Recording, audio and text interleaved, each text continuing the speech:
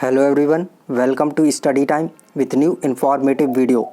UP PCL से एक नई भर्ती आने वाली थी जिसका बच्चे बहुत दिनों से इंतज़ार कर रहे थे और लगातार पूछ रहे थे कि सर ये भर्ती कब आएगी।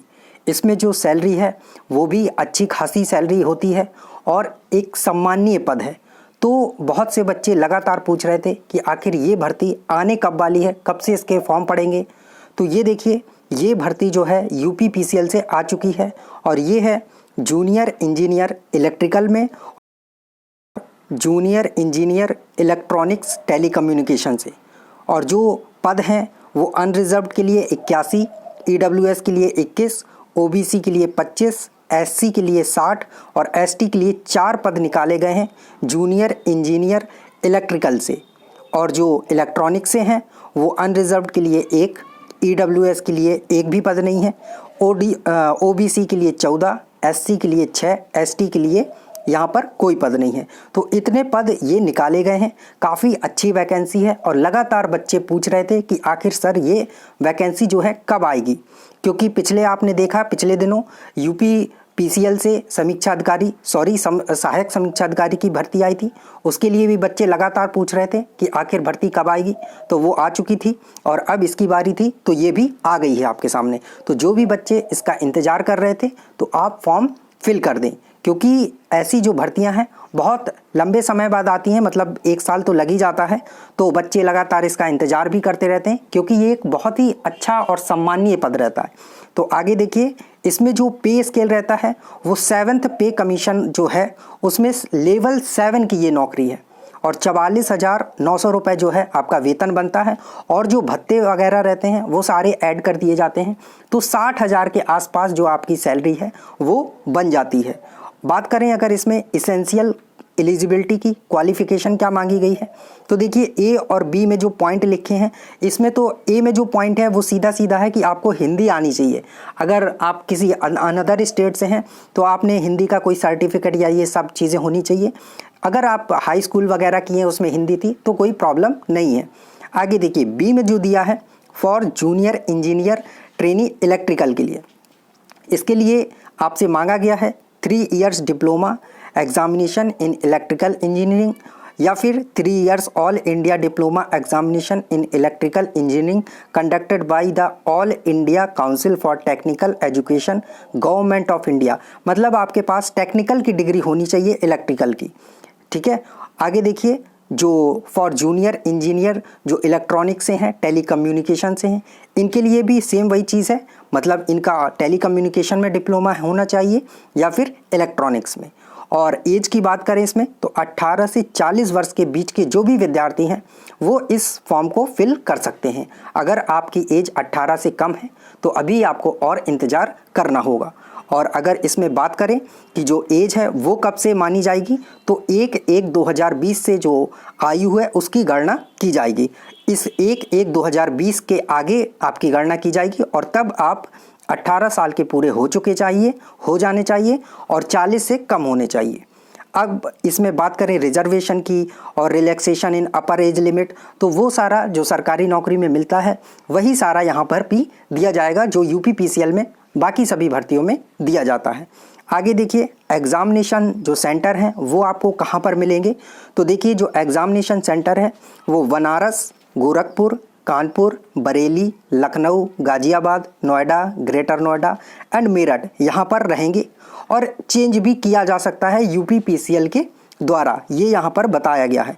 और पेपर की बात करें तो यहाँ पर देखिए लिखा हुआ है कि the test shall be in 3 hours duration. जो आपका टेस्ट होगा वो 3 घंटे का होगा विथ टोटल 200 मार्क्स, 200 नंबर का आपका जो पेपर होगा। And shall comprises of total 200 questions, 200 question भी होंगे, आउट ऑफ विच जिसमें से 150 जो क्वेश्चन है shall be from the diploma level engineering, मतलब आपने जो डिप्लोमा किया है उससे रिलेटेड आपके क्वेश्चन 150 होंगे, 200 में से आपकी जो ट्रेड है उससे संबंधित। और बाकी जो है ब्रांच सिलेबस फॉर द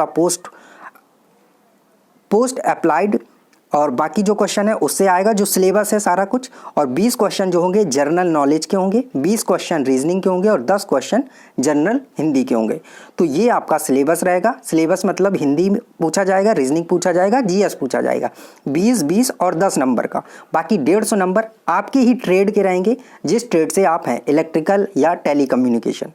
बाकी इसमें नेगेटिव मार्किंग भी होगी, 1/4 की यहाँ पर नेगेटिव मार्किंग होगी। मतलब अगर आपके 4 क्वेश्चन गलत होते हैं तो 1 क्वेश्चन का जो मार्क्स है वो कट कर लिया जाएगा। आगे देखिए, यहाँ पर बात की गई है ट्रांसपेरेंसी की। तो ट्रांसपेरेंसी में ये दिया गया है कि नॉर्मलाइजेशन होगा, ये सारी चीज़ें यहाँ पर बताई गई हैं। और देखिए, for the complete transparency of the held CBT, the Electricity Service Commission shall arrange to display the answer key for 3 days। 3 दिन के अंदर आपको जो इसकी ऑफिशियल आंसर की है वो ऑफिशियल वेबसाइट पर मिल जाएगी UPPCL की। यही सारी चीज़ें यहाँ पर बताई गई हैं। अब बात करते हैं एप्लीकेशन फ़ी की, कि कितना आपका फ़ी लगेगा इस फॉर्म को भरने के लिए। तो बाकी सब बच्चे जानते ही होंगे कि UPPCL अच्छी खासी फीस लेता है, इसमें कोई शर्माने की बात नहीं है, है ना। UPPCL शर्माता भी नहीं है पैसे मांगते समय, आपसे दबा के फीस लेता है। अभी देखा आपने उत्तर प्रदेश विधान परिषद ने भी बिना शर्माए आपसे 1000 रुपये लिए, और यहाँ UPPCL भी ऐसे ही लेता है 1000 रुपये, 1100 रुपये। तो देखिए, SC के जो हैं वो 700 रुपये लगेंगे, ST के भी 700 लगेंगे, लेकिन वो UP के होने चाहिए। अदर स्टेट के होंगे तो आपको पूरा 700 देना पड़ेगा, मतलब 700 नहीं 1000 रुपये देना पड़ेगा। अगर केवल UP के हैं तो 300 रुपये आपको छूट दे दी जाएगी कि चलिए आप UP के हैं, हमारे प्रदेश से हैं। आगे देखिए, जो अनरिजर्व्ड कैटेगरी के होंगे, EWS होंगे, मतलब इकोनॉमिकल वीकर सेक्शन, जो गरीब होंगे उनको भी 1000 देना ही पड़ेगा, जनरल कैटेगरी से जो होंगे। और OBC से होंगे उनको लिए भी 1000 रुपये ही यहाँ पर रखा गया है। हाँ, फिजिकली हैंडीकैप के लिए इन्होंने छोड़ दिया है, उनसे सिर्फ 10 रुपये लेंगे, तो उनकी फ़ीस जो है सिर्फ 10 रुपये है। और candidate other than state of UP, बाकी आप UP को छोड़ के किसी भी स्टेट से आएँ, आप नागालैंड से आएँ, झारखंड से आएँ, केरल से आएँ, तमिलनाडु से आएँ, जम्मू कश्मीर से आएँ, आपको 1000 रुपये देने होंगे, चाहे आप SC हों, ST हों। फिजिकल के लिए यहाँ पर ऐसा, फिजिकली हैंडीकैप्ड के लिए यहाँ पर ऐसा कुछ नहीं बताया है कि अगर वो अदर स्टेट के हैं तो कितना है। बाकी शायद फिजिकली हैंडीकैप्ड हैं तो कहीं के भी हों 10 रुपये ही फ़ीस आपकी होगी, और ये जो फ़ीस है वापस नहीं की जाएगी, आप सोचें कि वापस हो जाए। चलिए आगे देखिए, आगे जो है इंपॉर्टेंट डेट्स बताई गई हैं। तो आपका जो फॉर्म है वो 4 तारीख से भरना चालू हो जाएगा, यानी 4 दिसंबर से, और लास्ट डेट 28 है। तो 4 से लेकर 28 के बीच में आप फॉर्म इसको ज़रूर फिल कर दें अगर इंतज़ार कर रहे थे इस भर्ती का। और आप 28 का इंतज़ार ना करें, 4 जैसे ही आए तो 4, 5, 6, 7, 10 के पहले ही आप इसका फॉर्म भर दें, क्योंकि लास्ट में अंतिम समय में वेबसाइट का क्या होता है, हैंग होने लगती है, अटकने लगती है, क्योंकि बहुत सारे लोग लास्ट समय के लिए, अंतिम समय के लिए इंतज़ार करते हैं फॉर्म भरने का, और वेबसाइट क्या है फिर चल नहीं पाती है। तो आप उसका इंतज़ार ना करें, आप शुरुआत में ही अपना फॉर्म फिल कर दें। बाकी यहाँ पर और कुछ एक्स्ट्रा नहीं बताया गया है। फिर भी अगर आपको कोई कन्फ्यूज़न हो तो आप कमेंट सेक्शन में ज़रूर पूछ लीजिएगा। और बात करें यहाँ पर नॉर्मलाइजेशन की कैसे होगा, तो ये फार्मूला लिखा है, इसी फार्मूले के तहत आपका जो नॉर्मलाइजेशन है वो होगा। मतलब अगर ज़्यादा विद्यार्थी इसमें फॉर्म डालते हैं तो शिफ्ट चेंज की जाती हैं, पहली शिफ्ट में पेपर होगा, दूसरी शिफ्ट में पेपर होगा, तो वहाँ पर नॉर्मलाइजेशन किया जाएगा और इस फार्मूले के तहत किया जाएगा। तो अभी भी अगर आपका कोई कन्फ्यूज़न है, कोई क्वेरी है, तो आप कमेंट सेक्शन में पूछ सकते हैं। Thank you. और अगर आप इस चैनल पर नए हैं तो चैनल को सब्सक्राइब जरूर कर लें। Thank you.